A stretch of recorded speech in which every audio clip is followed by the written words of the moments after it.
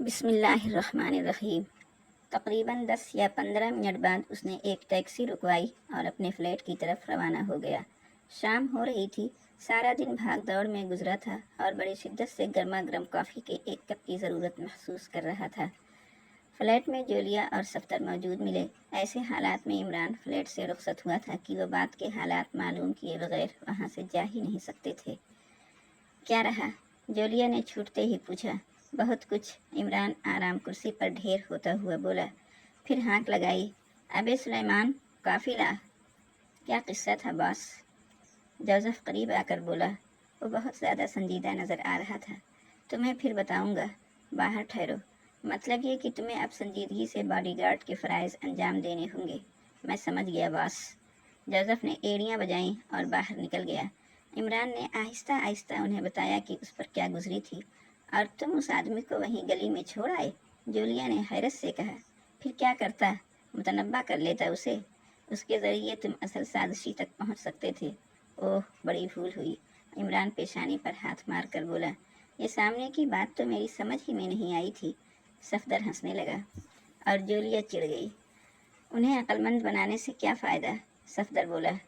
کبھی اس بری طرح گردن پھنسے گی کہ سب بھول جاؤ گے، جولیا نے برا سا منہ بنا کر کہا۔ عمران کچھ نہ بولا۔ تھوڑی دیر بعد سلیمان نے کافی میز پر لگا دی۔ تم جاؤ، عمران نے ہاتھ ہلا کر کہا۔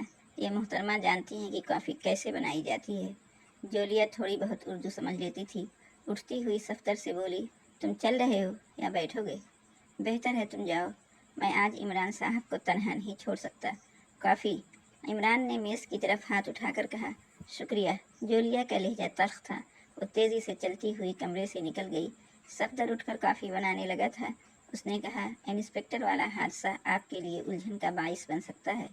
میری پیدائش کا حادثہ آج تک میرے لیے الجھن کا باعث بنا ہوا ہے۔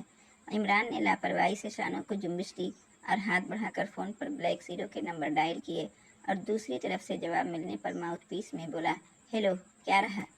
فلیٹ کی نگرانی جاری ہے۔ دوسری طرف سے آواز آئی۔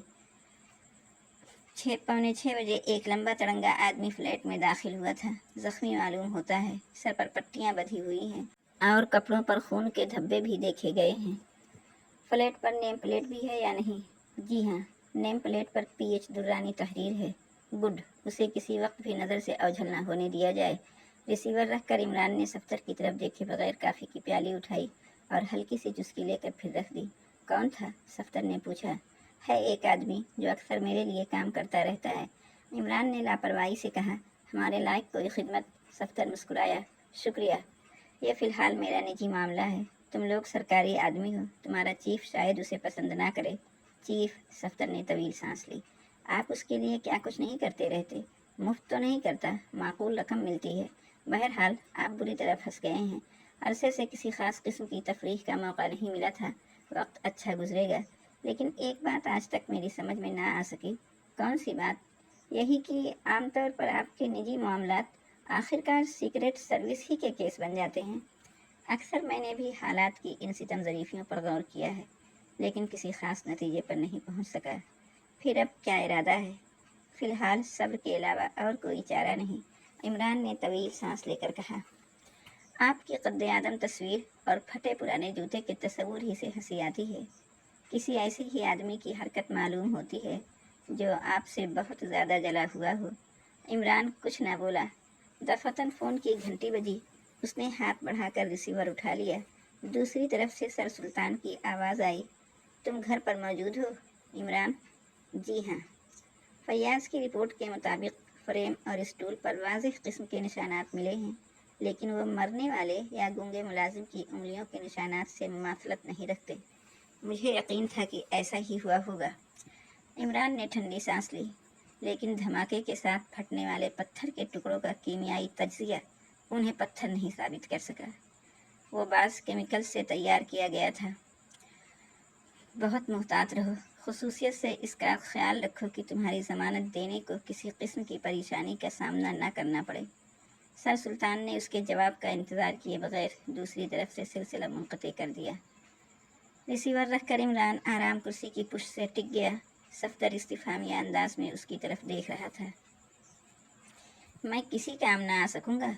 اس نے کچھ دیر بعد کہا، میں 1 ماہ کی چھٹی لینے کا ارادہ کر رہا تھا۔ اگر یہ چھٹیاں آپ کے کام آ سکیں تو مجھے خوشی ہوگی۔ تم نے کیسے سمجھ لیا کہ چھٹی مل ہی جائے گی؟ عمران نے اس کی آنکھوں میں دیکھتے ہوئے پوچھا۔ 3 سال سے میں نے کوئی چھٹی نہیں لی۔ عمران اونگنے لگا تھا۔ دفعتاً جوزف نے کمرے میں آ کر ایڑیاں بجائیں اور ایک وزٹنگ کارڈ عمران کی طرف بڑھاتے ہوئے کہا، کہو تو واپس کر دوں باس۔ نہیں، آنے دو۔ عمران نے کارڈ پر نظر ڈالتے ہوئے کہا، جس پر ایم ساجد انسپکٹر CBI تحریر تھا۔ تھوڑی دیر بعد ایک طویل قامت اور معمولی جسامت رکھنے والا آدمی کمرے میں داخل ہوا۔ کاسنی سمر کی پتلون اور گرم چکے کوٹ میں ملبوس تھا۔ عمر 40 اور 50 کے درمیان رہی ہوگی۔ ہاتھ میں آفس بیگ تھا۔ عمران کے کہنے سے پہلے ہی وہ اسے عقابی نظروں سے گھورتا ہوا سامنے والی کرسی پر بیٹھ گیا۔